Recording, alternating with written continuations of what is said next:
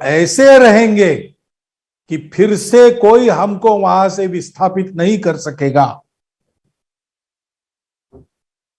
फिर से अगर कोई इस प्रकार की दुराशा मन में लेकर आए तो उसका अत्यंत कटु प्रतिफल उसको चखना पड़ेगा।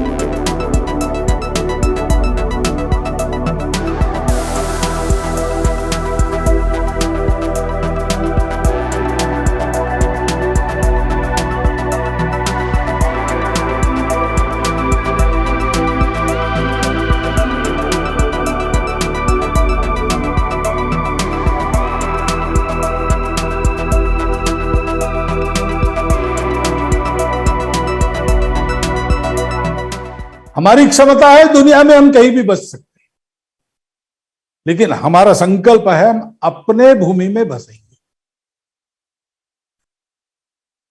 और देखिए 2011 के बाद 11 वर्षों में हम सब लोगों के मिलकर किए हुए प्रयासों के कारण आज 370 नहीं है और आज हमारे वापस जाने की राह प्रशस्त हो रही है।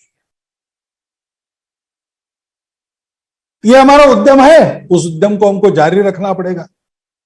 अब जाएंगे तो ऐसा जाएंगे कि अब वहां जाकर बसने के बाद फिर यह विभीषिका कश्मीर में हमारे नसीब में नहीं आएगी। ये 8वीं बार हम बाहर आए हैं, उसी कट्टरपन के कारण हमको बाहर आना पड़ा है।